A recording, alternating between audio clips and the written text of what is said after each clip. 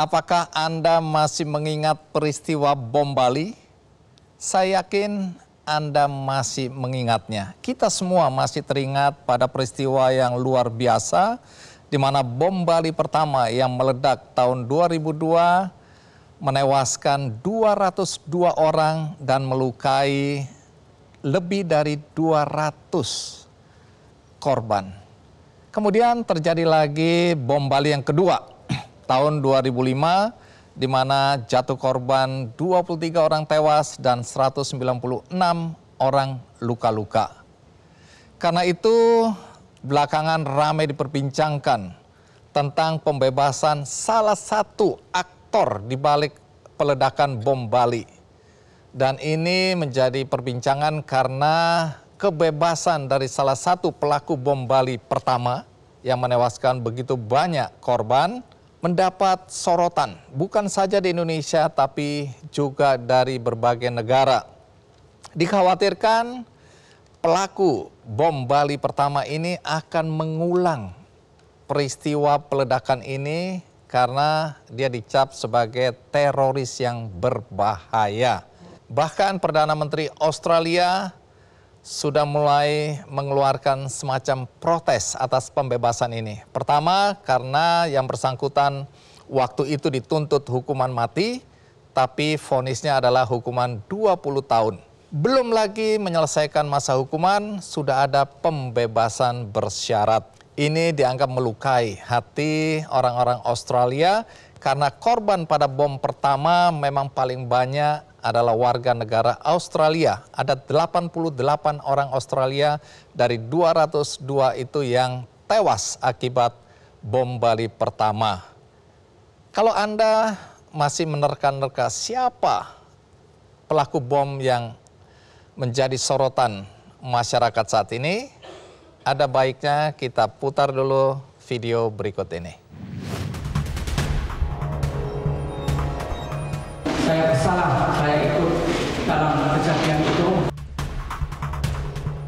Saya tidak bosan-bosan untuk menyampaikan permohonan maaf yang tak terhingga kepada seluruh korban bom Bali.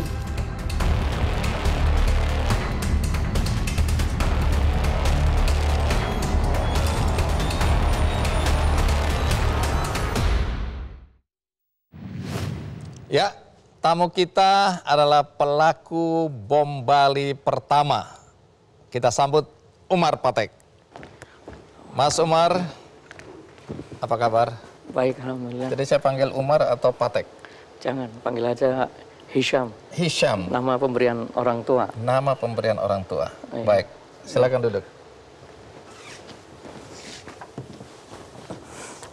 Anda adalah salah satu pelaku bom Bali yang pertama yang menimbulkan korban paling banyak. 202 orang tewas dan 200 lebih orang luka-luka akibat perbuatan Anda dan teman-teman.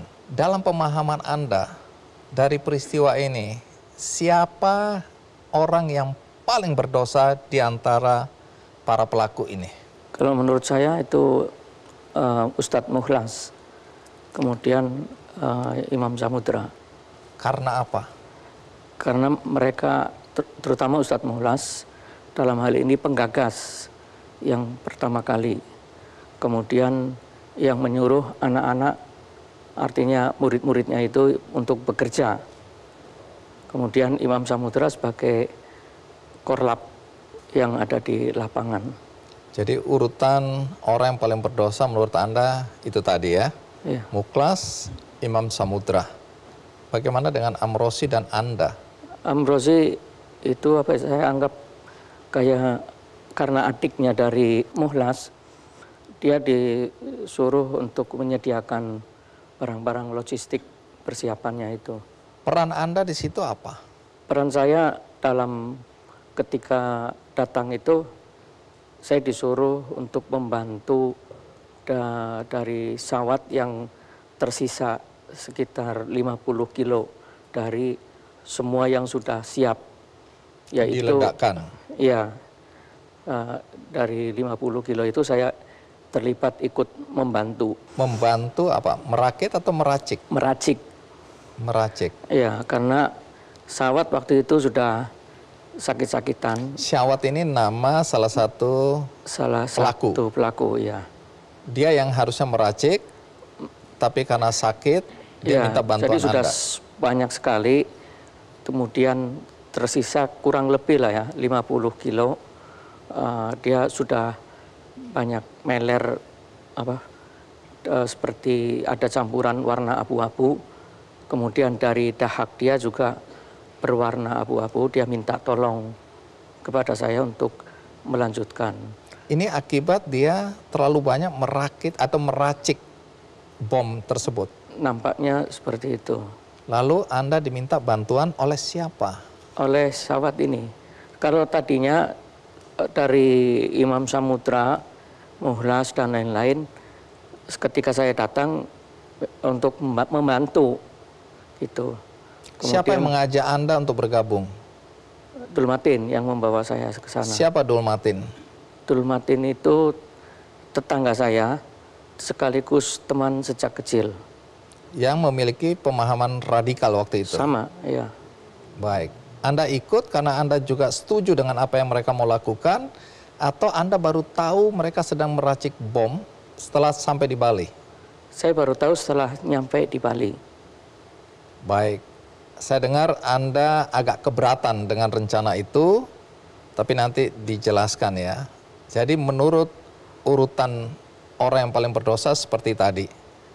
Lalu Anda urutan orang yang berdosa keberapa menurut Anda? Kalau urutan keberapa saya nggak bisa mempertimbangkan urut-urutannya begitu. Baik. Tapi yang jelas di hadapan Allah saya merasa berdosa, bersalah. Kemudian di hadapan hukum negara juga saya bersalah. Baik. Dalam beberapa penjelasan juga di pengadilan dulu, Anda mengaku bahwa peran Anda tidak terlalu besar atau bahkan kecil di dalam peristiwa bom Bali. Karena Anda hanya disuruh meracik. Tapi yang Anda racik itu 50 kg bom yang kemudian meledak di Sari Club yang menewaskan paling banyak orang. Karena dari 202 orang yang tewas akibat bom yang Anda racik di Sari Club itu 184 orang. Itu bukan peran yang kecil, itu peran yang besar. Sampai di sini Anda masih menganggap peran Anda kecil atau? Artinya sekecil apapun, itu saya menganggap sebuah dosa. Datang ke tempat itu, ke rumah itu sudah sebuah pelanggaran yang secara hukum sudah bisa ditangkap. Datang ke tempat itu saja, apalagi ikut membantu yang 50 kilo itu. Saya menganggap itu sebuah dosa yang besar. Baik, jadi Anda mengakui bahwa perbuatan Anda adalah sebuah dosa yang besar, walaupun peran Anda sekecil apapun di situ. Ya. Pengakuan Anda, baik di pengadilan maupun di beberapa kesempatan, bahwa Anda sempat keberatan dengan rencana peledakan bom Bali pertama. Anda mencoba mengingatkan kembali teman-teman bahwa perbuatan ini salah. Apa persisnya yang Anda sampaikan hari itu kepada teman-teman Anda ini?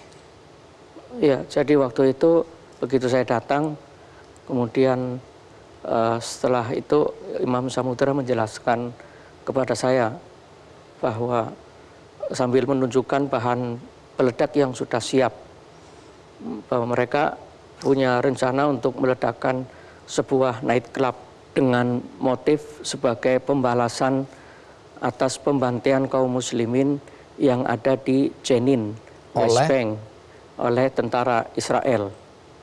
Itu motifnya ya? Ya, baik. Waktu itu yang disampaikan kepada saya seperti itu. Kemudian, lalu Anda keberatan? Ya, saya keberatan. Kenapa? Saya sanggah bahwa jika kita memang mau melakukan itu, maka kita lakukan kepada tentara Israel di Palestina sana. Bukan kita membalas dengan cara membunuh orang-orang bule yang ada di sini. Mereka tidak ada hubungannya sama sekali. Jadi Anda menyadari bahwa yang hendak dibunuh ini adalah orang-orang yang tidak ada urusan dengan perjuangan atau kasus pembunuhan tentara Israel pada orang-orang Muslim di Palestina waktu itu ya? Iya. Baik. Banyak orang yang tidak percaya pada penjelasan Anda ini. Ya, kalau Anda memang keberatan, kan Anda bisa tidak usah ikut dalam peracikan. Tapi kenapa Anda masih terlibat dalam peracikan bom yang 50 kilo itu? Iya. Ketika itu, setelah itu kemudian datang yang lain-lain seperti Mukhlas dan Amrozi, kemudian lain-lainnya. Kemudian saya jelaskan lagi kepada mereka tentang apa yang tadi saya sampaikan. Terus kemudian saya jelaskan juga bahwa kalian menggunakan bom dengan jumlah yang sangat besar. Lalu bagaimana bom ini tidak akan membunuh atau menuju ke sebuah nightclub yang kalian targetkan itu. Dia akan, speednya akan luas. Dia akan membunuh yang lain-lain, akan melukai yang lain-lain. Seperti menghancurkan bangunan atau toko, atau perkantoran, kemudian ada orang lalu lalang di jalan atau di trotoar, itu semuanya akan kena. Pertanyaan saya, tanggung jawab siapa di akhirat kelak ketika ada orang-orang yang bukan kalian targetkan, apalagi dia Muslim, kemudian mati atau terluka? Tolong siapkan jawaban di akhirat kelak. Kemudian ketika itu Imam Samudra mengatakan bahwa nanti, maksudnya yang orang Muslim, itu akan dibangkitkan sesuai dengan niatnya. Saya tidak setuju dengan jawaban seperti itu. Ini kan dalil ya. Kenapa Anda nggak setuju dengan dalil ini? Ya karena dalil itu tidak bisa kita terapkan di situ.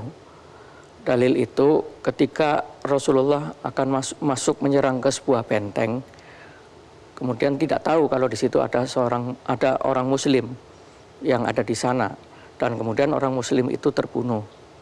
Maka ketika itu para sahabat bertanya, dan Rasulullah menjelaskan bahwa dia akan dibangkitkan sesuai dengan niatnya. Sementara yang mau dilakukan ini berbeda. Kalian sudah jelas-jelas menyiapkan, merencanakan, kemudian untuk membunuh orang. Artinya bukan tidak mungkin akan ada orang-orang lain, terutama juga orang yang Muslim. Nah, bagaimana ini dengan terbunuhnya mereka? Reaksi teman-teman Anda bagaimana hari itu? Mereka tetap tidak setuju dengan apa yang Anda sampaikan? Yang saya sampaikan, terutama Ustadz Mukhlas dalam hal ini lebih banyak dominan, apalagi dia seorang ustadz.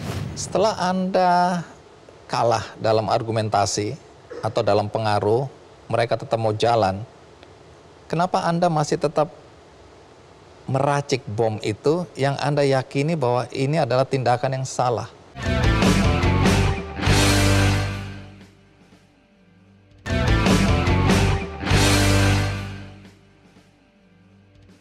Anda di situ kan berjuang untuk mengingatkan.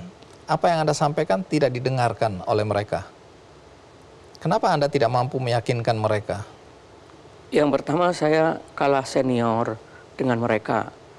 Apalagi Ustadz Mukhlas dianggap sebagai ustadznya teman-teman ini semuanya. Kemudian saya bukan orang yang artinya punya jabatan seperti itulah dalam tanda kutip yang ada dalam organisasi tersebut. Jadi pengaruh Anda kalah. Iya. Setelah Anda kalah dalam argumentasi atau dalam pengaruh, mereka tetap mau jalan. Kenapa Anda masih tetap meracik bom itu yang Anda yakini bahwa ini adalah tindakan yang salah? Saat itu setelah selesai, kemudian saya mendatangi pesawat yang sedang meracik itu, kemudian dikatakan bahwa pesawat mengatakan sama saya, udah lamar kamu nggak usah banyak cincong, nggak usah banyak ngomong sama mereka. Mereka nggak akan nurut, mereka nggak akan mau dengan pendapatmu. Sudahlah, tolong bantu saya ini. Saya udah seperti ini, tinggal sedikit itu diselesaikan aja sudah. Kemudian saya membantu.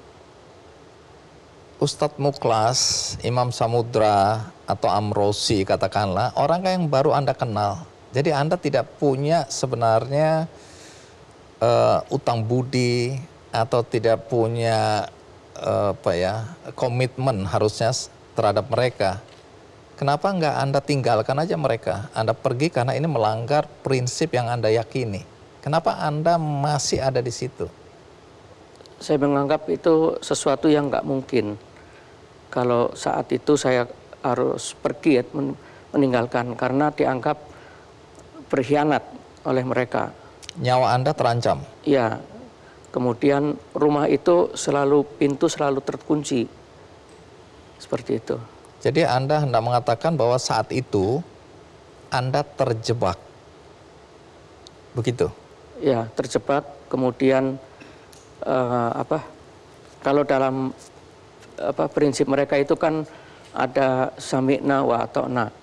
Kami mendengar dan kami taat gitu. Nah, di situ selalu mengingatkan, sudahlah taat saja, nggak usah banyak ini, nggak usah banyak ngomong. Baik, akhirnya bom meledak dan tadi saya sudah jelaskan berapa banyak korban yang tewas akibat perbuatan Anda dan teman-teman. Sebelum saya lanjutkan, di bom Bali 2 Anda terlibat atau tidak? Tidak, waktu itu saya sudah di Filipina. Melarikan diri? Iya. Bersembunyi? Iya, saya kembali lagi ke sana, ke Filipina. Baik, nanti saya akan tanyakan apa yang terjadi setelah bom Bali ya. Tapi kembali ke bom Bali dulu. Singkat kata, akhirnya ini semua terungkap. Imam Samudra, Amrosi, dan Muklas itu dihukum mati, dieksekusi.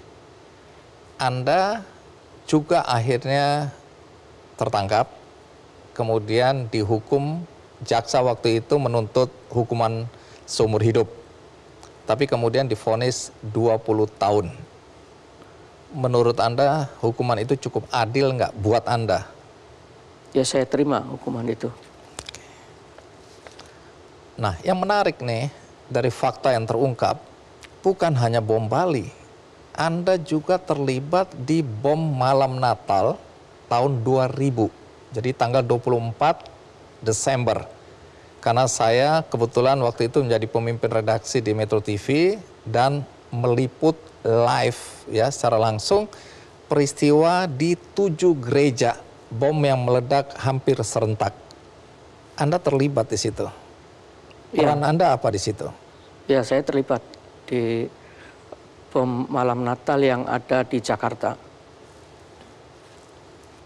Di situ kan ada korban 19 orang tewas. Dan yang luka-luka cukup banyak juga, termasuk diantaranya musisi penyanyi Melky Goeslaw. Tapi yang saya ingin tahu, peran Anda di situ apa? Bom Natal ini. Kalau peran saya ketika mereka mau selesai, artinya sudah selesai, kemudian mendistribusikan bom yang sudah jadi itu ke beberapa gereja yang ada di Jakarta. Saya ikut turut serta ada di dalam mobil itu. Di sini Anda tidak meracik? Tidak.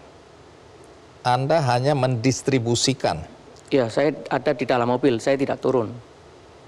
Baik. Kenapa Anda terlibat di situ? Siapa yang mengajak Anda?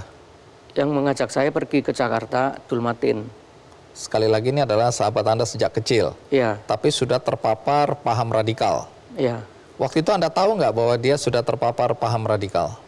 Saya sama dia kan pergi sama-sama ke Afghanistan. Oh, jadi otomatis Anda tahu.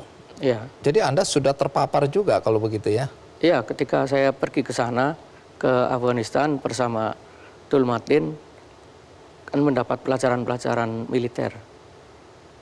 Dulmatin waktu itu menyampaikan ke saya, waktu itu saya baru pulang dari Filipina. Jadi saya pulang dari Filipina, saya langsung ke rumah Dulmatin. Jadi saya nggak pulang ke keluarga, tapi ke tempat Dulmatin. Kemudian di situ Dulmatin mengajak pergi ke Jakarta dengan menyampaikan kepada saya ada kerjaan itu. Saya pikir itu pekerjaan mencari ekonomi karena memang Dulmatin itu jual beli mobil, di mana pembelinya kadang ada di Jakarta, ada di Jawa Timur, ada di tempat lain. Seperti itu. Baik. Jadi awal mula Anda terpapar itu bagaimana ceritanya? Sampai Anda kemudian berangkat ke Afghanistan untuk latihan militer. Saya waktu itu pergi ke Malaysia untuk mencari kerja. Kemudian di sana akhirnya ketemu sama Mukhlas di Johor Bahru, dan di situ saya ikut pengajiannya Ustadz Mukhlas. Setelah beberapa lama kemudian Ustadz Mukhlas menawarkan saya untuk pergi ke Pakistan untuk belajar agama. Kemudian saya mau. Diajak untuk belajar agama. Ya. Tapi kenyataannya? Kenyataannya ya belajar agama dan juga militer, karena di dalam akademi militer itu diajarkan agama, kemudian juga diajarkan ilmu-ilmu militer. Ini tepatnya di Pakistan atau di Afghanistan? Waktu itu masih wilayah Pakistan. Secara teritori itu wilayah Pakistan. Tapi sudah perbatasan dengan Afghanistan. Dekat perbatasan dengan Afghanistan. Kalau nggak salah itu justru tempat persembunyian Bin Laden ya? Saya tidak tahu kalau di situ ada Bin Laden atau tidak. Anda tidak pernah ketemu? Tidak pernah. Baik, jadi apa yang diperjuangkan oleh orang-orang di tempat di mana Anda belajar agama dan diajari militer? Sebenarnya apa yang Anda tangkap, perjuangan apa ini? Waktu itu kan Mujahidin Afghanistan sudah berhasil mengalahkan Uni Soviet. Kemudian mereka merasa perlu memiliki akademi militer. Kemudian mereka mendirikan akademi militer itu untuk orang-orang Afghanistan. Kemudian masuklah ini orang-orang Indonesia untuk dilatih di dalam akademi militer itu. Kemudian kami belajar di situ. Apakah istri Anda juga waktu itu sudah terpapar oleh paham radikal? Istri Anda Muslim, keluarganya Muslim. Istri saya sebelumnya Nasrani, ayahnya seorang pendeta.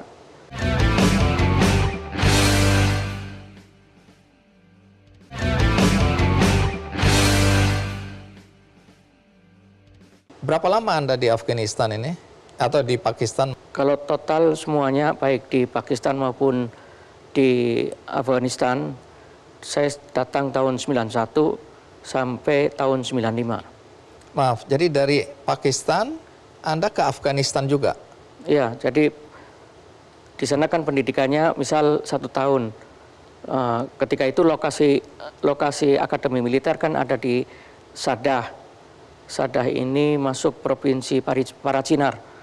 Kemudian, jadi 6 bulan belajar, kemudian nanti 6 bulan masuk ke Afghanistan. Untuk perang? Bukan untuk perang. Angkatan kami waktu itu tidak pernah diizinkan untuk pergi perang. Untuk apa di Afghanistan ini? Untuk seperti belajar-belajar dikhususkan lagi atau latihan-latihan perang. Lebih jadi para komando artinya lebih dalam daripada apa yang didapatkan di Pakistan, begitu? Ya, jadi lebih banyak praktek-praktek latihan perang. Termasuk meracik bom? Termasuk meracik bom. Jadi Anda punya kemampuan atau keahlian meracik bom? Semua lulusan dari akademi militer ini bisa meracik bom. Baik.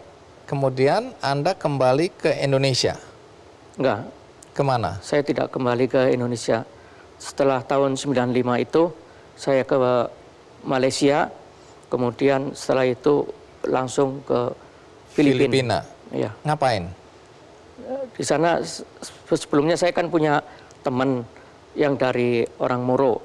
Ada 3 orang yang belajar di Akademi Kenal Militer. di sana. Oke. Ya. Terus?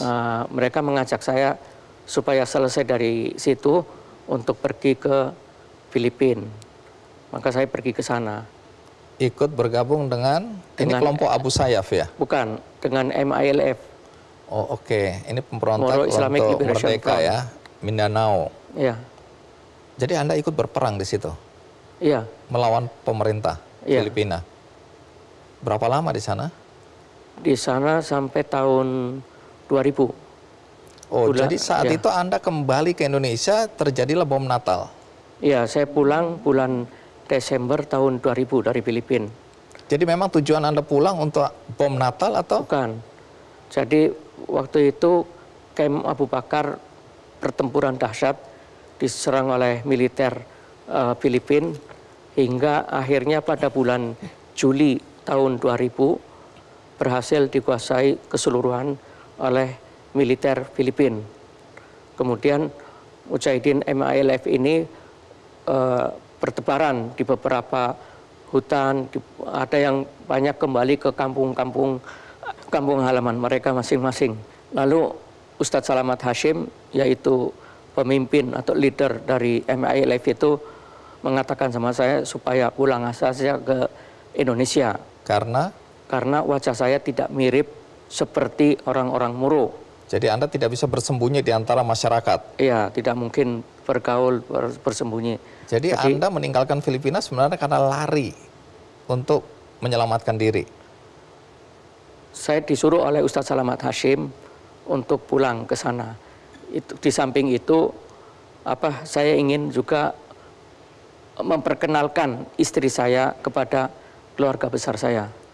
Istri Anda orang Filipina. Menikah di sana? Iya. Apakah istri Anda juga waktu itu sudah terpapar oleh paham radikal? Istri Anda Muslim? Keluarganya Muslim? Istri saya tidak terpapar paham radikal.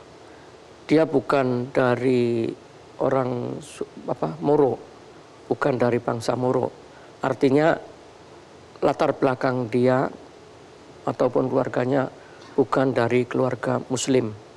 Jadi istri saya sebelumnya Nasrani. Ayahnya seorang pendeta. Kemudian istri saya ini masuk Islam. Kemudian waktu umur dia SMA. Setelah itu dia pergi ke Kem Abu Bakar atas saran beberapa orang Muslim yang ada di sekitar sana supaya belajar agama Islam, untuk belajar mengaji, kemudian belajar sholat, belajar hukum-hukum Islam, fikih, seperti itu. Tapi pernikahan Anda dan istri direstui oleh keluarganya yang Nasrani atau tidak? Iya. Jadi pernikahan itu saya lakukan di dalam Kem Abu Bakar karena istri sedang belajar di Kem Abu Bakar di Mindanao.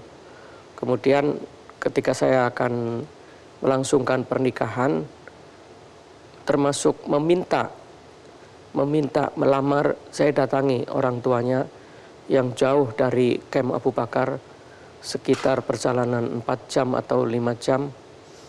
Saya temuin dan saya bilang, saya akan menikahi anak bapak, anak ibu.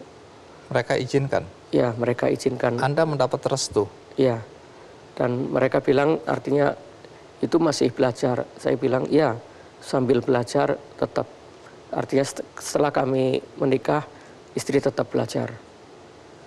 Dan saya mengundang kepada keluarga, termasuk tante dari istri saya, tante-tante istri saya, paman-paman, atau saudara sepupu istri saya untuk hadir. Keluarga besar mereka saya minta untuk hadir ke dalam Kem Abu Bakar untuk menghadiri acara pernikahan kami. Mereka akhirnya hadir? Awalnya mereka tidak mau karena takut nanti dibunuh oleh mujahidin di sana. Kemudian saya sampaikan bahwa kami dari mujahidin MILF ini tidak memerangi sivilian. Kami tidak memerangi sivilian termasuk kalian. semua non-muslim kami tidak perangi. Jadi saya mohon untuk datang dan saya menjamin keamanan darah dan harta kalian. Setelah itu saya masuk ke Kem Abu Bakar, saya sampaikan kepada Ustadz Salamat Hashim bahwa saya akan menikah dan keluarga besar dari istri adalah non-muslim. Dan saya sudah sampaikan saya menjamin keamanan darah dan harta mereka. Oh ya, nanti kita jamin keamanan mereka. Sampai akhirnya pada hari pernikahan sehari sebelumnya mereka masuk ke Kem Abu Bakar untuk esok harinya menghadiri acara pernikahan saya.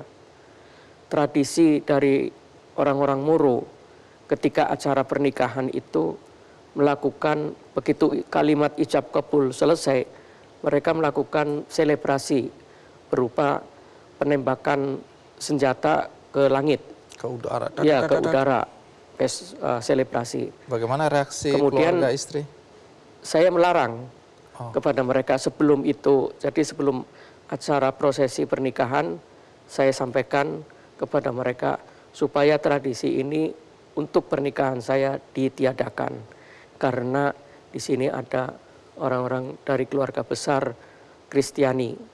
Dalam rangka untuk menimbulkan tidak ada rasa takut sedikit pun untuk mereka. Khawatirnya mereka mendengar suara senjata, takut dikiranya mau dibunuh atau apa. Dalam rangka untuk menjaga tidak ada rasa takut kepada mereka, itu saya hilangkan tradisi itu. Itu dipenuhi permintaan Anda? Dan alhamdulillah dipenuhi. Tidak ada saat itu selebrasi berupa penembakan senjata ke udara.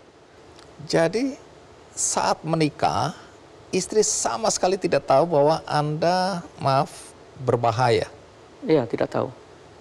Nanti saya akan tanyakan karena Anda dan istri kemudian tertangkap di Pakistan, ya, kemudian diekstradisi ke Indonesia. Tapi sebelum sampai kepada cerita itu, saya hendak menyimpulkan kenapa pembebasan Anda, ini kan hukumannya 20 tahun, tapi sebelum masa hukuman 20 tahun Anda jalani dengan potongan kiri kanan dan seterusnya, Anda sekarang bebas. Mengapa orang jadi takut, dari khawatir sekarang ketakutan, bahwa seorang Hisham yang lebih dikenal dengan Umar Patek bebas. Dan itu artinya ancaman bagi masyarakat karena cerita Anda tadi. Anda sudah berlatih di Pakistan, di camp ya. Anda sudah ke Afghanistan, Anda bertempur juga di Filipina ya. Kemudian Anda terlibat bom Natal, Anda terlibat bom Bali, dan kemudian Anda sekarang mengatakan Anda sudah insaf dan bebas di masyarakat. Orang nggak percaya. Nanti Anda tolong jawab, bagaimana Anda bisa meyakinkan orang-orang yang saat ini ketakutan, karena Anda sekarang berada di luar, di masyarakat. Kita rehat sejenak, ikuti terus Kick Andy Double Check. Setelah bom Bali pertama ini ya, korbannya 202 orang meninggal. Setelah tahu korban sebanyak itu, bagaimana perasaan Anda waktu itu?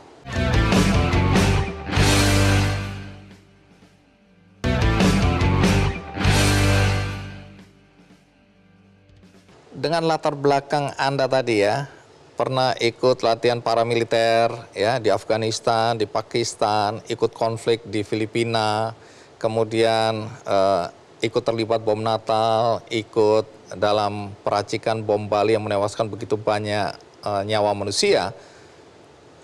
Kemudian Anda keluar dan bilang, saya sudah insaf. Orang nggak percaya.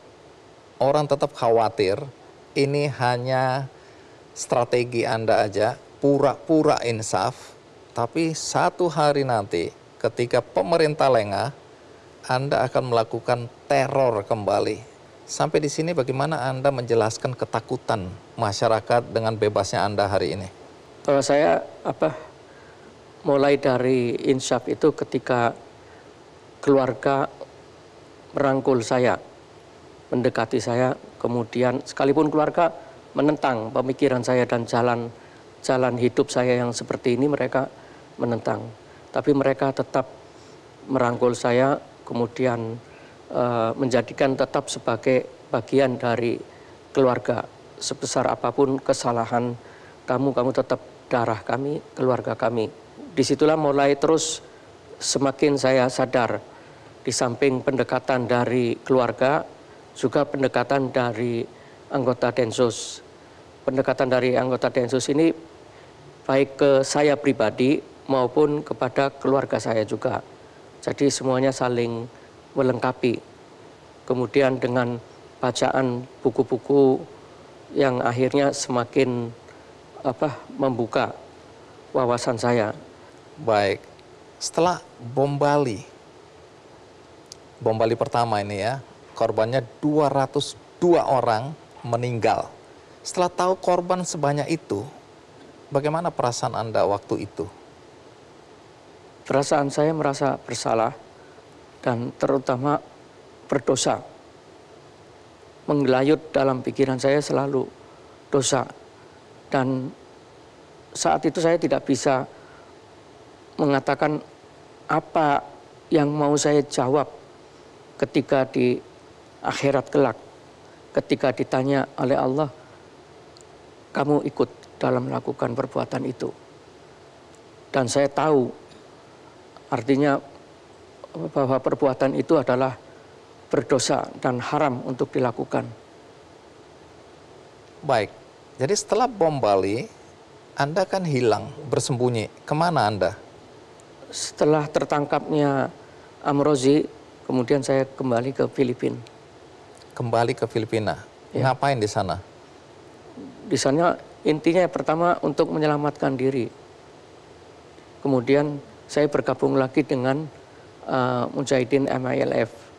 Dan saya berusaha untuk menyampaikan kepada Ustadz Salamat Hasyim bahwa saya kembali lagi ke Filipina. Berapa lama Anda di Filipina? Berarti sampai bulan Juni tahun 2009. Setelah itu Anda kemana?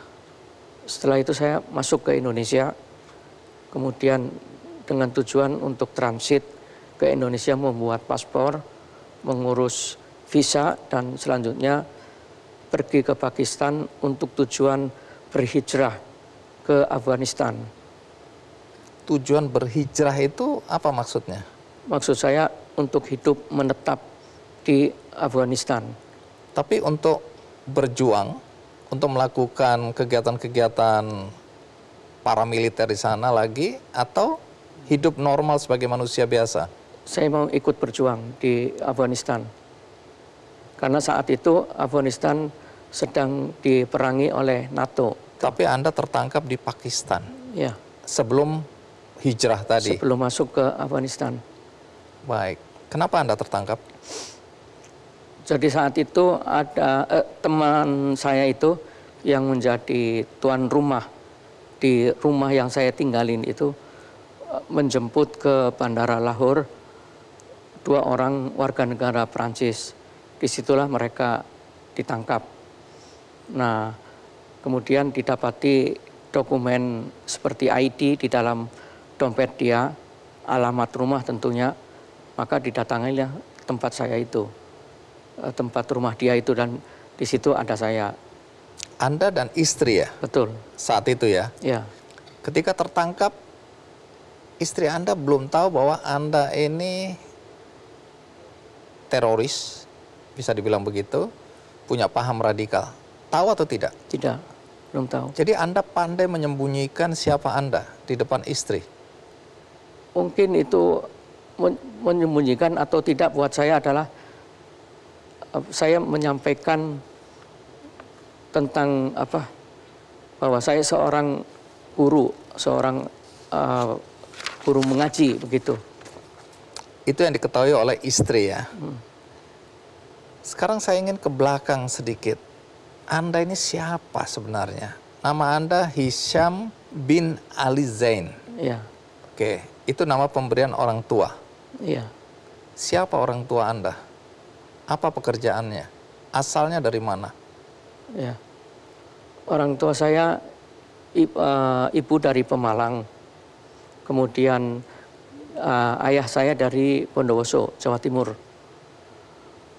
Mereka berdua seorang yang memiliki pemikiran moderat, bukan memiliki pemahaman yang radikal.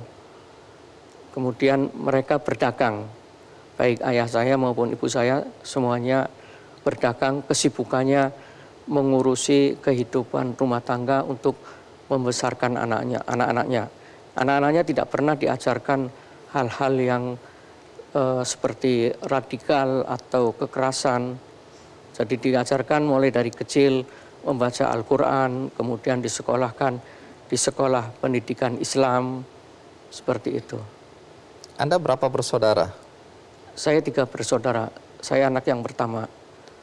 Yang terpapar paham radikal cuma Anda sendiri? Hanya saya.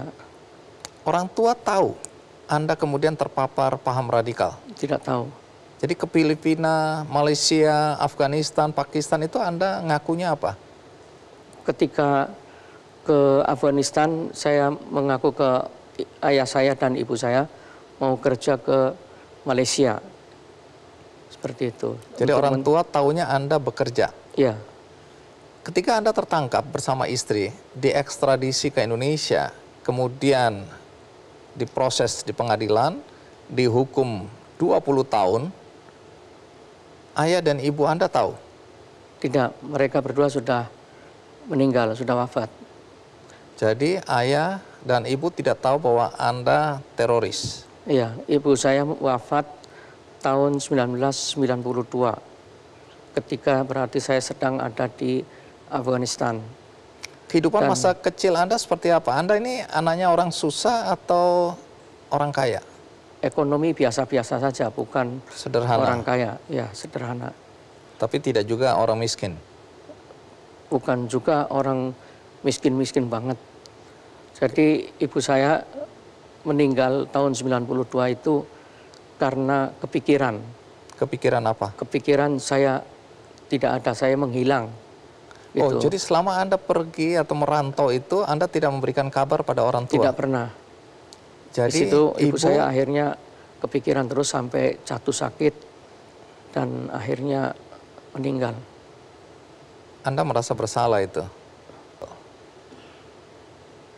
Iya. Kan Anda lagi punya paham radikal, apa punya perasaan bersalah seperti itu hari itu? Kan banyak sekali orang-orang yang terpapar paham radikal, yang dibilang orang tuanya pun kalau memang harus dibunuh, ya dibunuh.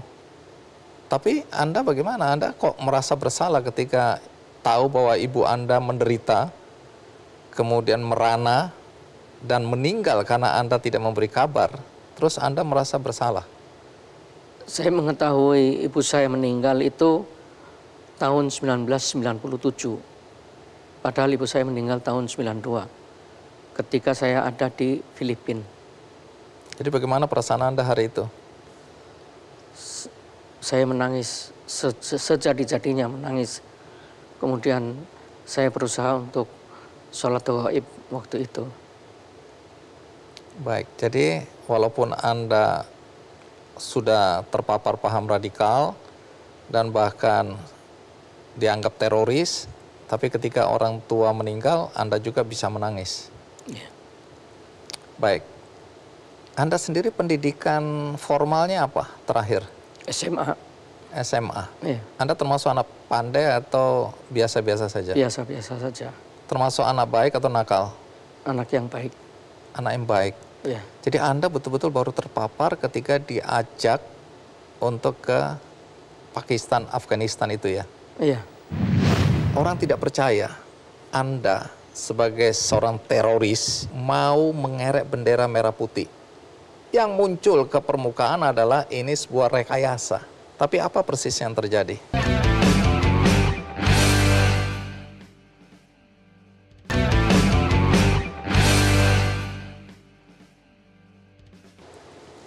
Nah, sekarang kembali ke masa kini. Anda tadi bilang bahwa Anda insaf, Anda sadar, Anda mengakui atau berikrar NKRI adalah negaraku, tempat aku akan mengabdi, Pancasila sebagai ideologi dan dasar negara, Anda yakini sebagai yang tepat, begitu ya. Anda sudah mengakui ini ya, Iya. Pancasila ini ya. Iya. Tidak ada lagi pertentangan ideologi di sini ya. Tidak ada sama sekali. Karena ada 3 hal kalau saya catat ya. Pertama, faktor keluarga.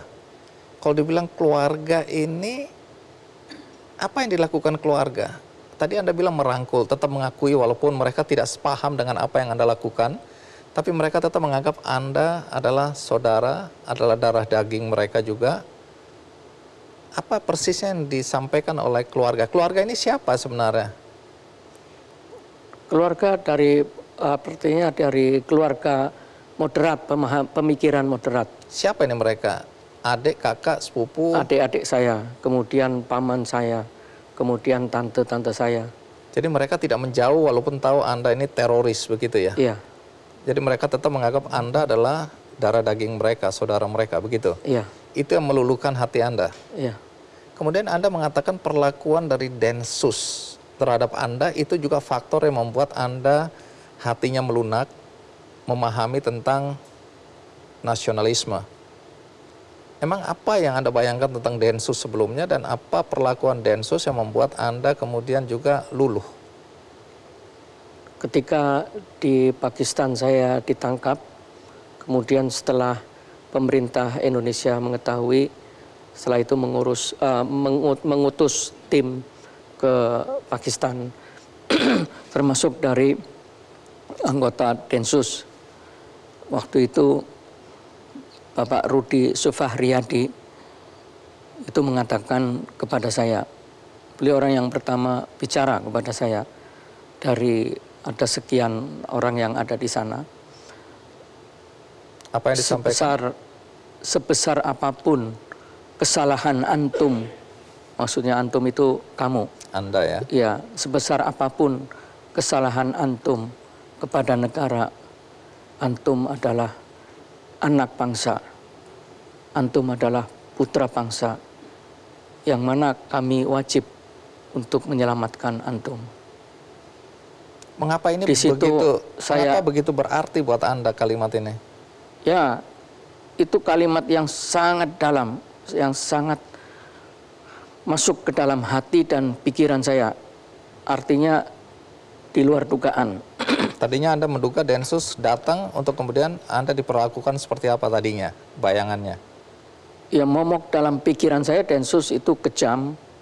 Densus itu misal memukul atau menginterogasi dengan cara-cara yang keras seperti itu, karena tugasnya kan yang saya tahu menangkapin orang-orang teroris ini itu. Ternyata ketika saya berhadapan tidak seperti itu, mereka sangat humanis, dan kalimat itu tadi membuat saya langsung putuskan, ya saya mau untuk diambil untuk dibawa pulang. Oh, jadi bukan saja di penjara, karena di penjara nanti kan ada pasti tadi baca buku dan lain-lain ya. Tapi saat itu sebenarnya hati Anda sudah berikrar ya, bahwa ya saya akan kembali ke pangkuan Republik Indonesia, begitu ya? Iya. Nah, kemudian Anda kan akhirnya diekstradisi, dihukum 20 tahun penjara. Foto Anda satu hari ini, saya lupa tahunnya, beredar luas di masyarakat ketika Anda dengan seragam putih-putih pakai kopiah ya, sebagai pasukan pengibar bendera itu muncul dan menjadi pembicaraan di masyarakat. Orang tidak percaya Anda sebagai seorang teroris yang punya ideologi yang sangat berbeda dengan Pancasila itu mau mengerek bendera merah putih. Yang muncul ke permukaan adalah ini sebuah rekayasa. Pasti Anda mendapat tekanan sehingga Anda terpaksa mengerek bendera merah putih. Tapi apa persis yang terjadi versi Anda? Uqsimu billahil azim. Saya bersumpah dengan nama Allah bahwa saya mengibarkan bendera itu bukan karena tekanan, bukan karena perintah, bukan karena disuruh siapapun. Itu karena kemauan saya sendiri. karena kesadaran saya sendiri. Jadi waktu itu tahun 2014 bulan Maret saya dipindahkan ke Lembaga Pemasyarakatan kelas 1 Surabaya di Porong. Bulan Maret tahun 2014. Pada bulan Agustus, 17 Agustus tahun 2014, tahun yang sama saat saya dipindahkan ke lapas di Porong itu, saya datang ke tengah lapangan untuk mengikuti upacara bendera, upacara Hari Kemerdekaan. Dan saya menjadi peserta saat itu. Saat itu pun Kalapas, Kabid Pembinaan, yaitu Bapak Heri Azhari yang saat ini menjabat sebagai Kalapas di Malang, dan beberapa petugas-petugas yang lain sangat heran kenapa baru kali ini ada napi teroris yang mau datang dalam upacara Hari Kemerdekaan. Dan itu adalah saya. Jadi tahun itu Anda baru ikut upacara? Iya. Itu aja sudah mengejutkan orang-orang selapas hari itu ya? Iya. Mereka nggak percaya bahwa kok Anda mau? Iya. Anda menjelaskan apa hari itu? Kenapa Anda mau? Karena saya ingin membuktikan bahwa saya cinta NKRI, bahwa saya mau tunduk dengan NKRI. Saya sampaikan sama mereka setelah itu. Dan di sana kan ada narapidana teroris juga kan? Betul. Bagaimana reaksi teman-teman Anda, tanda kutip ya, setelah tahu, loh Umar Patek kok ikut dalam upacara? Biasanya kan kalau ideologinya seperti teroris yang kita kenal, mereka pantang untuk mengibarkan bendera, ikut menghormati bendera. Bagaimana reaksi teman-teman Anda waktu itu? Mereka ada yang suka, ada juga yang tidak. Saat itu saya mengajak, setelah itu saya mengajak kepada yang lain supaya untuk ikut upacara bendera. Kebetulan waktu itu setiap bulan ada upacara bendera. Jadi setiap tanggal 17 waktu itu, 17 September, akhirnya alhamdulillah sudah ada satu orang napi teroris yang mau mengikut. Dia namanya Nurdin. Dia mengatakan sama saya mau ngikut seperti antum. Itu. Kemudian pada perkembangannya yang lain setelah, jadi ketika saya putuskan untuk mengibarkan bendera, akhirnya mereka banyak yang ikut. Sekalipun banyak juga yang separuhnya ikut, separuhnya menentang. Ya.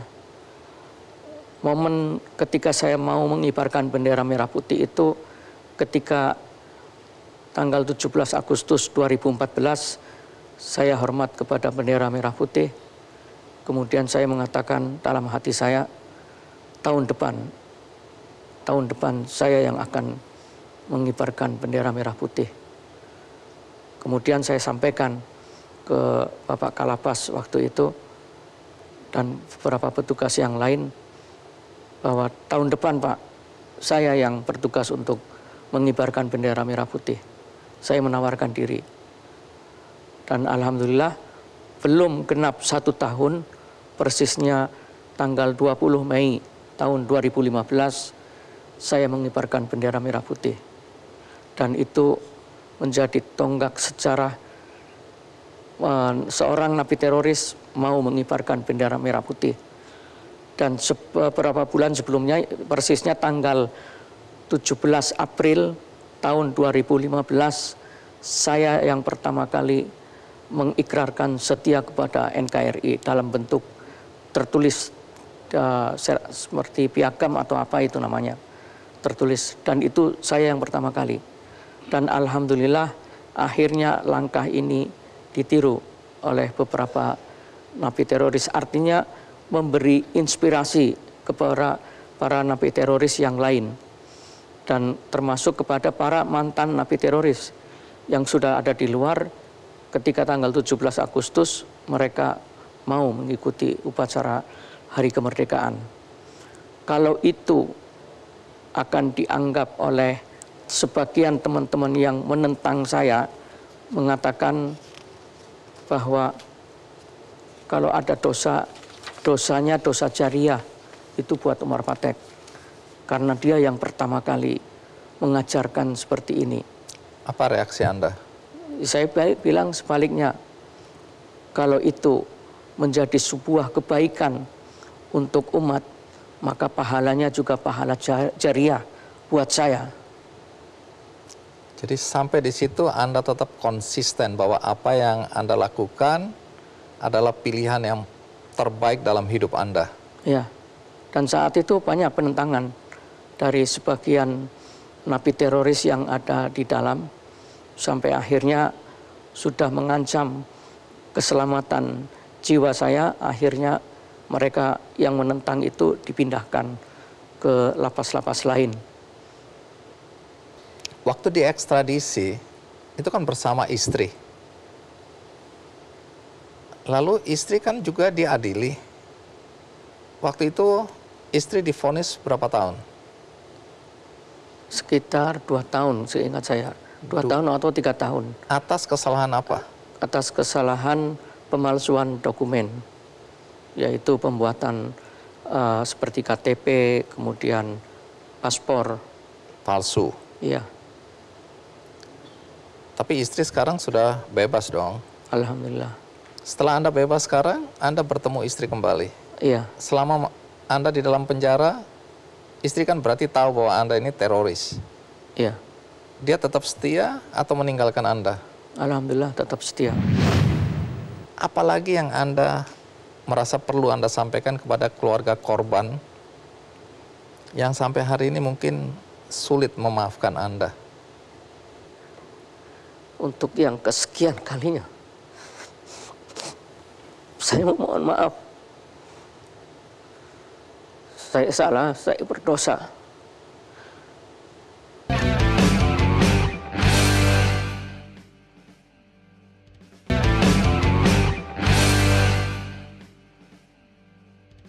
Lagi-lagi saya ingin mewakili pandangan masyarakat ya, yang tidak yakin pada apa yang Anda sampaikan ini tadi. Anda sekarang kan bebas tapi bersyarat. Artinya Anda masih tetap dimonitor kegiatan Anda. Jadi yang namanya bebas bersyarat itu Anda tidak boleh melakukan apa? Tidak boleh melakukan pelanggaran kembali. Misal terlibat dalam terorisme, apalagi sampai melakukan aksi terorisme yang membahayakan seperti itu. Jadi Anda dalam pengawasan sekarang? Betul. Sampai berapa lama? Setahu saya sampai 2030. Jadi sampai 2030 Anda terus diawasin langkah Anda ya?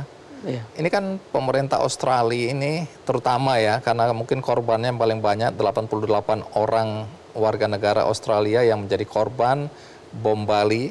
Mereka khawatir, lagi-lagi khawatir, bahwa satu hari kelak, katakanlah setelah 2030, Anda tidak diawasin lagi habis itu ya. Disitulah kemudian Anda akan kembali melakukan teror. Sampai di sini tolong yakinkan lagi ya, siapapun orang yang masih ragu pada Anda.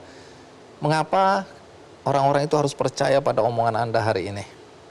Jadi saya ingin setelah bebas itu, saya ingin menebus semua kesalahan saya. Kesalahan kepada keluarga, kemudian kesalahan kepada negara. Saya ingin hidup kembali berkumpul bersama keluarga besar saya, dan saya ingin membantu negara dalam urusan khususnya penanganan masalah terorisme atau menangkal terorisme, menyadarkan beberapa napi teroris yang masih memiliki pemahaman teror seperti itu. Kemudian saya ingin hidup normal kembali bersama masyarakat, dan jiwa raga saya serahkan untuk negara dan bangsa, darah dan nyawa saya untuk membela tanah air Indonesia. Dan Anda sudah bersumpah tadi itu ya? Ya. Baik, Saya akan kembalikan kepada siapapun yang mendengarkan penjelasan Anda ini, bahwa mereka boleh percaya, boleh tidak. Tapi itu yang Anda sampaikan hari ini ya. Ya.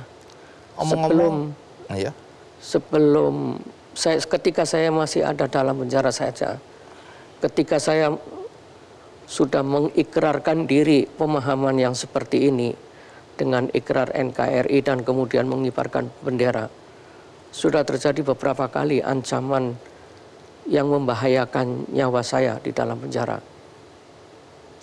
Dan saya tetap konsisten. Apapun yang terjadi, saya tetap lakukan ini.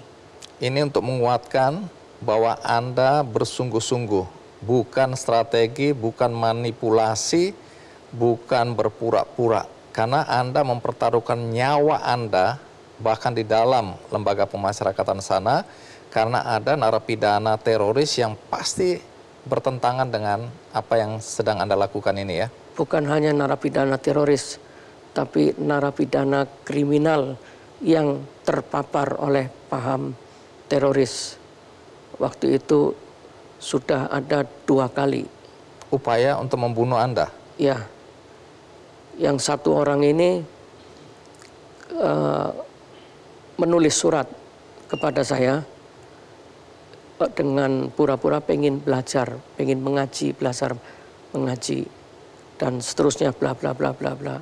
Surat itu saya serahkan kepada pembina napi teroris yang ada di sana, Bapak Bambang Sugianto. Saya serahkan, ini Pak, ada surat semacam ini, bagaimana pendapat Bapak? Setelah baca, kemudian oleh Pak Bambang difoto dan dikirimkan ke Densus. Surat ini dari orang yang namanya ini. Langsung Densus bilang juga, jangan mau. Ini orang sebenarnya terpapar teroris, sudah terpapar teroris. Ini orang sangat bahaya. Itu. Jadi jangan, ini demi keselamatan Umar Patek. Kemudian alhamdulillah tidak kami lakukan. Kemudian datang lagi napi teroris, dipindahkan ke sana, ke lapas di Porong. Kemudian dia menyuruh seseorang untuk membunuh saya, untuk menusuk saya. Dia datang kepada saya, orang ini datang kepada saya sambil menceritakan bahwa saya disuruh dia, saya nggak mau, saya nggak mungkin melakukan itu. Saya tahu siapa Bapak. Baik, sebelum saya lanjutkan, pasti sebagian dari yang nonton acara ini tetap penasaran. Nama Anda kan tadi Hisyam.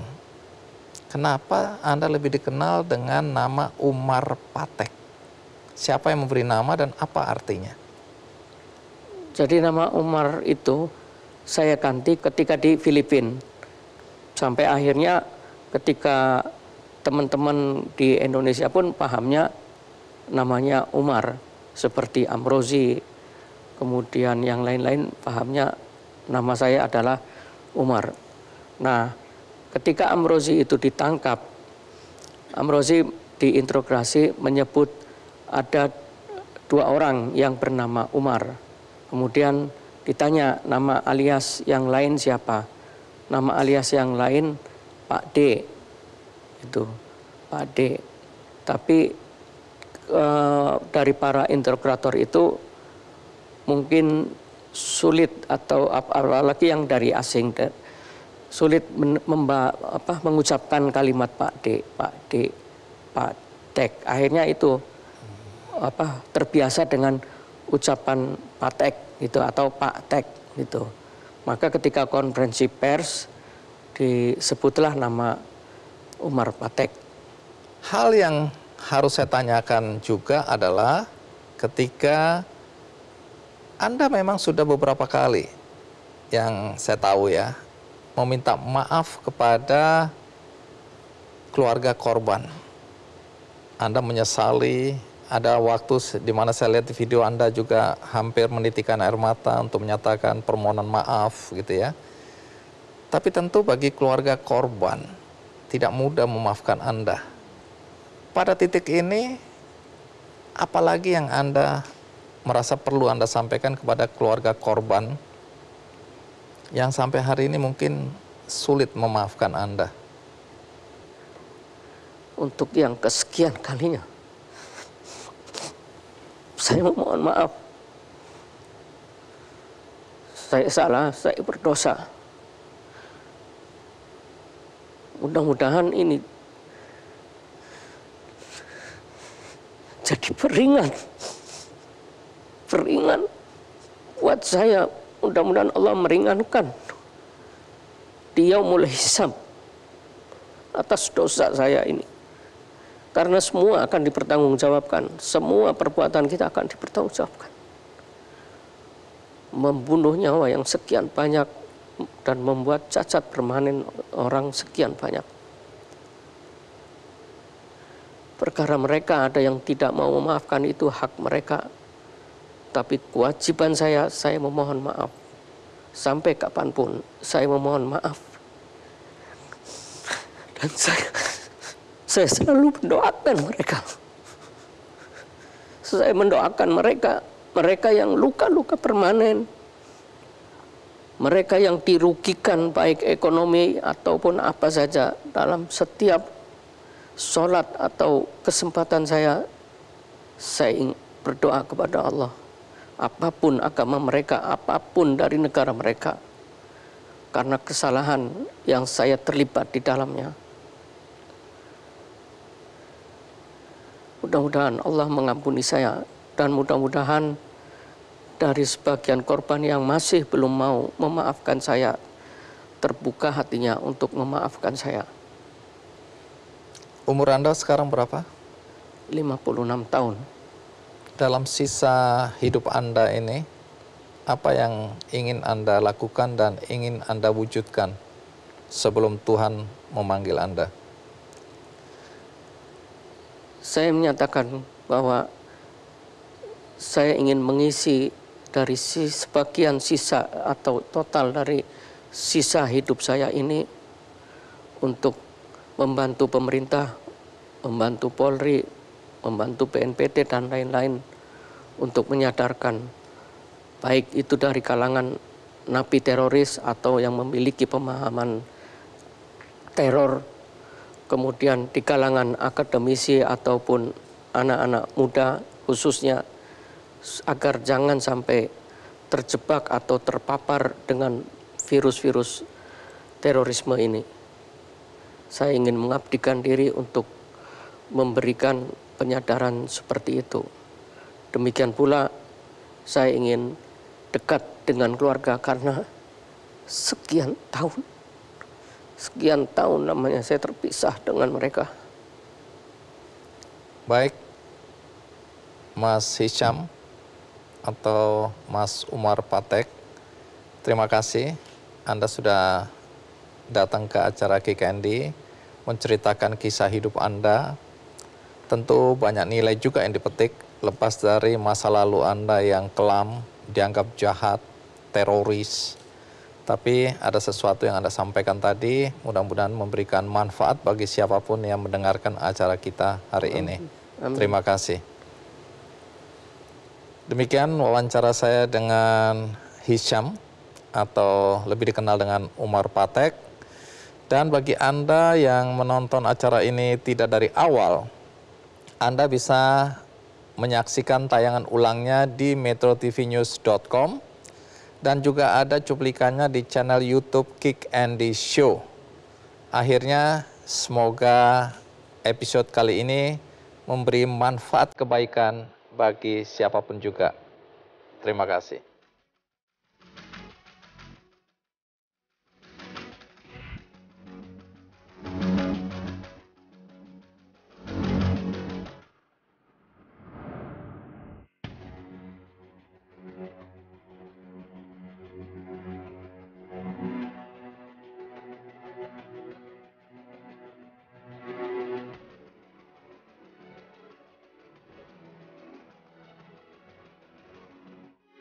Metro TV